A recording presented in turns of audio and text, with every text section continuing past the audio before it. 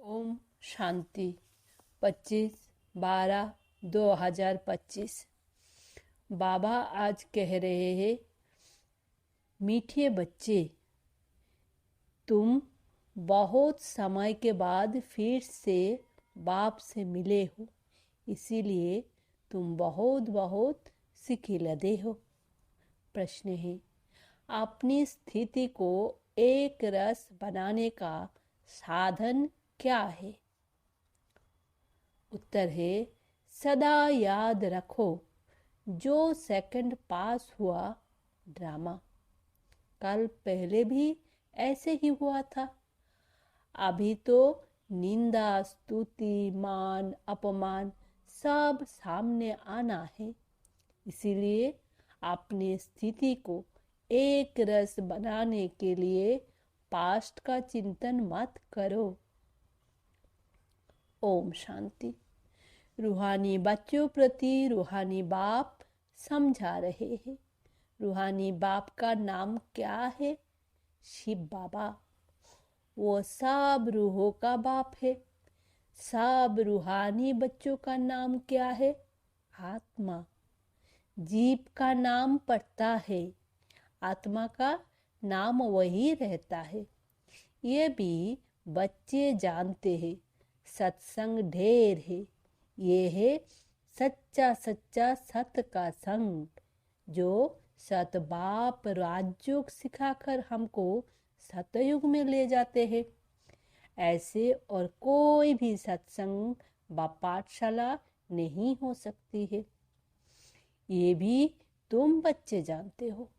सारा सृष्टि चक्रो तुम बच्चों की बुद्धि में है। तुम बच्चे ही स्वदर्शन चक्रधारी बनते हो। बाप बैठ समझाते हैं, ये सृष्टि चक्रों कैसे फिरता है। किसको भी समझाओ तो चक्रों के सामने खड़ा कर दो। अब तुम इस तरफ जाएंगे। बाप जीव आत्माओं को कहते हैं, आपने को आत्मा समझो। ये नई बात नहीं, जानते हो।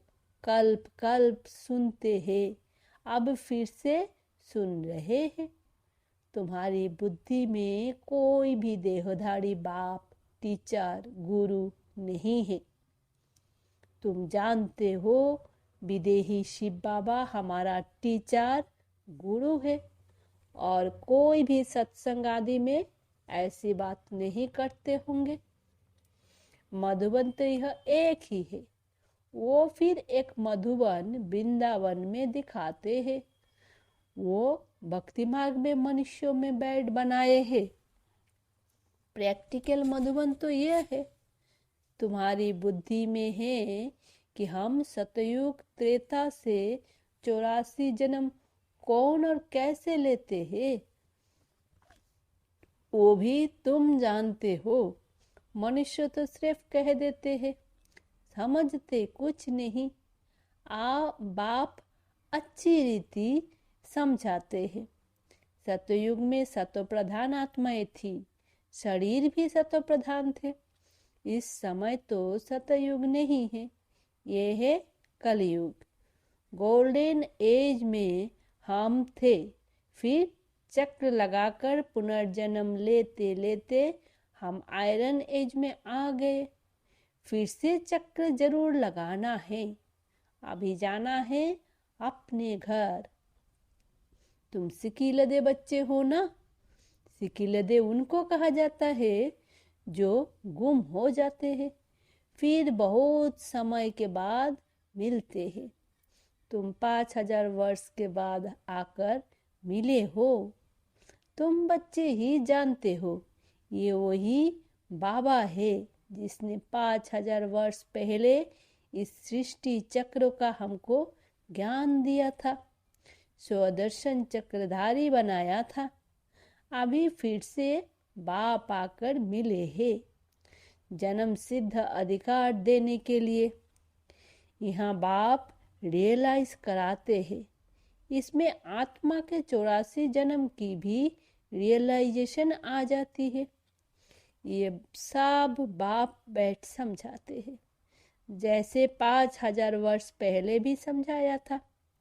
मनुष्य को देवता या कंगाल को सिरताज बनाने के लिए। तुम समझते हो हमने 84 पुनर्जन्म लिए हैं। जिन्होंने नहीं लिए हैं वो यह सीखने के लिए आएंगे भी नहीं। कोई थोड़ा समझेंगे। नंबरवार तो होता है ना। अपने अपने घर गृहस्थ में रहना है। सब तो यहाँ नहीं आकर बैठेंगे। रिफ्रेश होने वो आएंगे जिनको बहुत अच्छा पद पाना होगा। कम पद वाले जास्ती पुरुषार्थ भी नहीं करेंगे। यह ज्ञान ऐसा है, थोड़ा भी पुरुषार्थ किया तो वो बैठ नहीं जाएंगे, सजा खाकर आ जाएंगे। पुरुषार्थ अच्छा करते तो सजा भी कम होती। याद की यात्रा बगैर विकर्म विनाश नहीं होंगे। ये तो घड़ी घड़ी अपने को याद कराओ। कोई भी मनुष्य मिले पहले तो उनको यह समझाना है, अपने को आत्मा समझो। ये नाम तो पीछे शरीर पर मिले हैं, किसको बुलाएंगे शरीर के नाम पर। इस संगम पर ही बेहद का बाप रूहानी बच्चों को बुलाते हैं। तुम कहेंगे रूहानी बाप आया है, बाप कहेंगे रूहानी बच्चे। पहले रूहो फिर बच्चों का नाम लेते हैं। रूहानी बच्चों, तुम समझते हो रूहानी बाप क्या समझाते हैं? तुम्हारी बुद्धि जानती है शिव बाबा इस भागीरथ पर विराजमान है। हमको वही सहज राजयोग सिखा रहे हैं। और कोई मनुष्य मात्र नहीं जिसमें बाप आकर राजयोग सिखाए। वो बाप आते ही है पुरुषोत्तम संगम युग पर। और कोई भी मनुष्य कभी ऐसे कह ना सके, समझा ना सके। ये भी तुम जानते हो। ये शिक्षा कोई इस बाप की नहीं। इनका तो ये मालूम नहीं था कि कलयुग खत्म हो सतयुग आना है। इनका अब कोई देहधारी गुरु नहीं है। और तो सब मनुष्य मात्र कहेंगे हमारा फलाना गुरु है, फलाना ज्योति ज्योत समाया है। सब के देहधारी गुरु है। धर्म स्थापक भी देहधारी है। ये धर्म किसने स्थापन किया? परमपिता परमात्मा त्रिमूर्ति शिव बाबा ने ब्रह्मा द्वारा स्थापन किया है। इनके शरीर का नाम ब्रह्मा है। क्रिश्चियन लोग कहेंगे क्राइस्ट ने यह धर्म स्थापन किया। वो तो देहधारी है। चित्र भी है। इस धर्म के स्थापक का चित्र क्या दिखाएंगे? शिव का ही दिखाएंगे। शिव के चित्र भी कोई बड़े कोई छोटे बनाते हैं। है तो वो बिंदी ही। नाम रूप भी है परंतु अव्यक्त है। इन आँखों से ही नहीं देख सकते। शिव बाबा तुम बच्चों को राज्य भाग्य देकर गए हैं, तब तो याद करते हैं ना। शिव बाबा कहते हैं मन मना भव। मुझ एक बाप को याद करो। किसी की स्तुति नहीं करनी है। आत्मा की बुद्धि में कोई देह याद ना आए। ये अच्छी रीति समझने की बात है। हमको शिव बाबा पढ़ाते हैं, सारा दिन यह रिपीट करते रहो। शिव भगवान उवाच, पहले पहले तो अल्फ ही समझाना पड़े। यह पक्का नहीं किया और बेते बताई तो कुछ भी बुद्धि में बैठेगा नहीं। कोई कह देते ये बात तो राइट है, कोई कहते हैं इस समझने में तो टाइम चाहिए, कोई कहते विचार करेंगे। किस्म किस्म के आते हैं। ये है नई बात। परमपिता परमात्मा शिव आत्माओं को बैठ पढ़ाते हैं। विचार चलता है क्या करे जो मनुष्य को यह समझ में आ जाए। शिव ही ज्ञान का सागर है। आत्मा को ज्ञान का सागर कैसे कहते हैं जिसको शरीर ही नहीं है? ज्ञान का सागर है तो जरूर कभी ज्ञान सुनाया है, तब तो उनको ज्ञान सागर कहते हैं। ऐसे ही क्यों कहेंगे? कोई बहुत पढ़ते हैं तो कहा जाता है ये तो बहुत वेद शास्त्र पढ़े हैं, इसीलिए शास्त्री अथवा विद्वान कहा जाता है। बाप को ज्ञान का सागर अथॉरिटी कहा जाता है। जरूर हो कर गए हैं।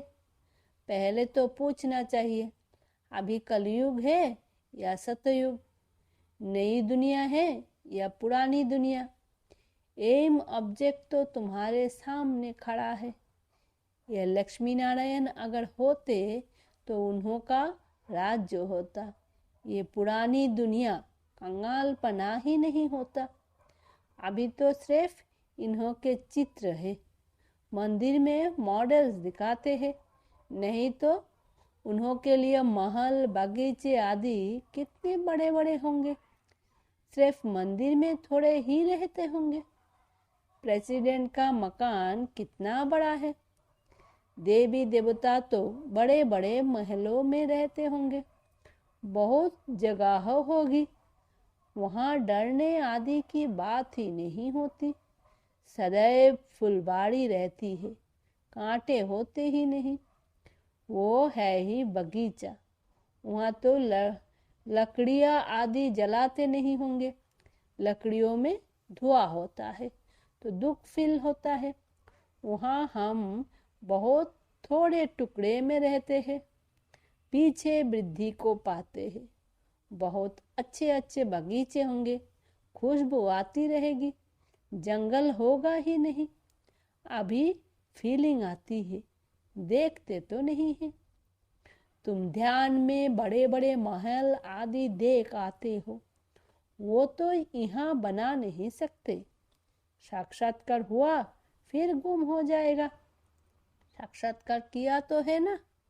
राजाए प्रिंस प्रिंसेस होंगे, बहुत रमणीक स्वर्ग होगा, जैसे यहाँ मैसूर आदि रमणीक है। ऐसे वहाँ बहुत अच्छी हवाएं लगती रहती है, पानी के झरने बहते रहते हैं। आत्मा समझती है हम अच्छी अच्छी चीज बनाए। आत्मा को स्वर्ग तो याद आता है ना। तुम बच्चों को रियलाइज होता है क्या क्या होगा, कहाँ हम रहते होंगे। इस समय यह स्मृति रहती है। चित्र को देखो, तुम कितने खुशनसीब हो, वहाँ दुख की कोई बात नहीं होगी। हम तो स्वर्ग में थे, फिर नीचे उतरे, अब फिर स्वर्ग में जाना है। कैसे जाए? रस्सी में लटक कर जाएंगे क्या? हम आत्माएं तो रहने वाली है शांति धाम की। बाप ने स्मृति दिलाई, अब तुम फिर देवता बन रहे हो और दूसरों को बना रहे हो। कितने घर बैठे भी साक्षात्कार करते हैं। बांधेलियों ने कभी देखा तो रही है कैसे आत्मा को उछल आती है। अपना घर नजदीक आने से आत्मा को खुशी होती है। समझते हैं बाबा हमको ज्ञान देकर श्रृंगारने आए हैं। आखिरी एक दिन अखबारों में भी पड़ेगा। अभी तो स्तुति निंदा मान अपमान सब सामने आता है। जानते हैं कल पहले भी ऐसे हुआ था। जो सेकंड पास हो गया उसका चिंतन नहीं करना होता। अखबारों में कल पहले भी ऐसे पड़ा था, फिर पुरुषार्थ किया जाता है। हंगामा तो जो हुआ था सो हो गया, नाम तो हो गया ना। फिर तुम रेस्पॉन्ड करते हो। कोई पढ़ते हैं कोई नहीं पढ़ते हैं, फुर्सत नहीं मिलती और कामों में लग जाते हैं। अभी तुम्हारी बुद्धि में है यह बेहद का बड़ा ड्रामा है। टिक टिक चलती रहती है, चक्कर फिरता रहता है। एक सेकंड में जो पास हुआ फिर 5000 वर्ष बाद रिपीट होगा। जो हो गया सेकंड बाद ख्याल में आता है। ये भूल हो गई, ड्रामा में नूंद गया। कल पहले भी ऐसे ही भूल हुई थी, पास्ट हो गई। अब फिर आगे के लिए नहीं करेंगे। पुरुषार्थ करते रहते हैं। तुमको समझाया जाता है, घड़ी घड़ी यह भूल अच्छी नहीं है, यह कर्म अच्छा नहीं है, दिल खाती होगी, इसमें ये खराब काम किया है, हमसे ये खराब काम हुआ है। बाप समझाने देते हैं, ऐसे नहीं करो, किसको दुख होगा, मना की जाती है। बाप बतला देते हैं, ये काम नहीं करना। बगैर पूछे चीज उठाया, उसको चोरी कहा जाता है। ऐसे काम मत करो, कड़ुआ मत बोलो, कड़ुआ मत बोलो। आजकल दुनिया कैसे देखो है, कोई नौकर पर गुस्सा किया तो वो भी दुश्मनी करने लग पड़ते हैं। वहाँ तो शेर बकरी आपस में स्थिर खंड रहते हैं, लून पानी और स्थिर खंड। सतयुग में सब मनुष्य आत्माएं आपस में स्थिर खंड रहती है, और इस रावण की दुनिया में सब मनुष्य लून पानी है। बाप बच्चा भी लून पानी। काम महाशत्रु है ना, काम कटारी चलाए एक दो को दुख देते हैं। ये सारी दुनिया लून पानी है। सतयुगी दुनिया स्थिर खंड है। इन बातों से दुनिया क्या जाने। मनुष्य तो स्वर्ग को लाखों वर्ष कह देते हैं, तो कोई बात बुद्धि में आ ना सके। जो देवताएं थे उन्हों को ही स्मृति में आता है। तुम जानते हो ये देवता सतयुग में थे। जिसने 84 जन्म लिए हैं वही फिर से आकर पढ़ेंगे और कांटों से फूल बनेंगे। यहाँ बाप की एक ही यूनिवर्सिटी है। इनकी ब्रांचेस निकलती रहती है, इनकी ब्रांचेस निकलती रहती है। खुद जब आएगा तब उनके खिदमतगार बनेंगे, जिनके द्वारा खुदा खुद राजा स्थापन करेंगे। तुम समझते हो हम खुदा के खिदमतगार हैं। वो जिस्मानी खिदमत करते हैं, ये रूहानी। बाबा हम आत्माओं को रूहानी सर्विस सिखला रहे हैं, क्योंकि रूह ही तमो प्रधान बन गई है। फिर बाबा सतो प्रधान बना रहे हैं। बाबा कहते हैं माँ में कम याद करो तो विकर्मो विनाश होंगे। यह यात्रा कहना ठीक है।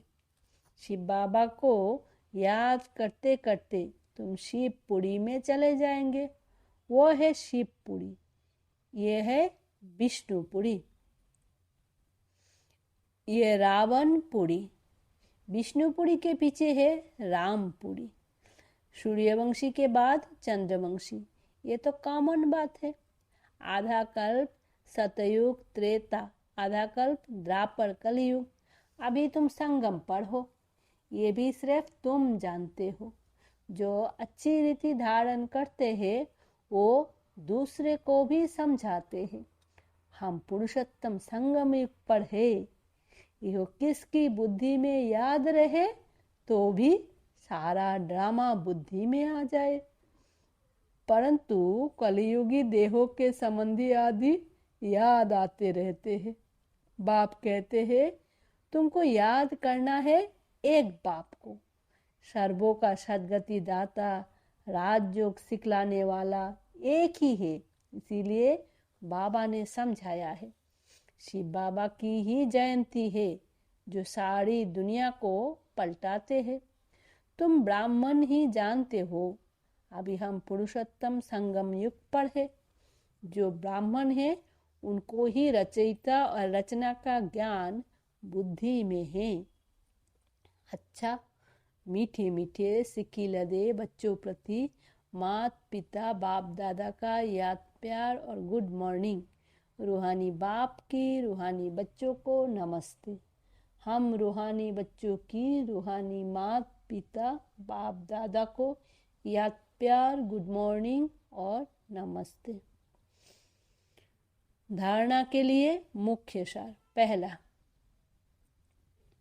कोई भी ऐसा कर्म नहीं करना है जिससे किसी को दुख हो। कड़वे बल नहीं बोलने हैं। बहुत बहुत खीरखंड होकर रहना है। दूसरा, किसी भी देहधारी की स्तुति नहीं करनी है। बुद्धि में रहे हमको शिव बाबा पढ़ाते हैं, उस एक की ही महिमा करनी है। रूहानी खिदमतगार बनना है। वरदान है, शुद्ध संकल्प के व्रत अर्थात दृढ़ता द्वारा वृत्ति का परिवर्तन करने वाले दिल तख्त नशीन भवो। बाप दादा का दिल तख्त इतना प्योर है जो इस तख्त पर सदा प्योर आत्माएं ही बैठ सकती है। जिनके संकल्प में भी अपवित्रता या अमर्यादा आ जाती है, वो तख्त नशीन के बजाय गिरती कला में नीचे आ जाते हैं। इसीलिए पहले शुद्ध संकल्प के व्रत द्वारा अपनी वृत्ति का परिवर्तन करो। वृत्ति परिवर्तन से भविष्य जीवन रूपी सृष्टि बदल जाएगी। शुद्ध संकल्प व दृढ़ संकल्प के व्रत का प्रत्यक्ष फल है ही सदा काल के लिए बाप दादा का दिल तख्त। स्लोगन है, जहाँ सर्वो शक्तियाँ साथ है वहाँ निर्विघ्न सफलता है ही। अव्यक्त इशारे। अब संपन्नों व कर्मातीत बनने की धुन लगाओ। अंतवाहक स्थिति अर्थात कर्म बंधन मुक्त कर्मातीत स्थिति का वाहन अर्थात अंतिम वाहन, जिस द्वारा ही सेकंड में साथ में उड़ेंगे। इसके लिए सर्वोहदों से पार बेहद स्वरूप में बेहद के सेवाधारी सर्वोहदों के ऊपर विजय प्राप्त करने वाले विजयी रतन बनो। तब ही अंतिम कर्मातीत स्वरूप के अनुभवी स्वरूप बनेंगे। ओम शांति। शुक्रिया बाबा।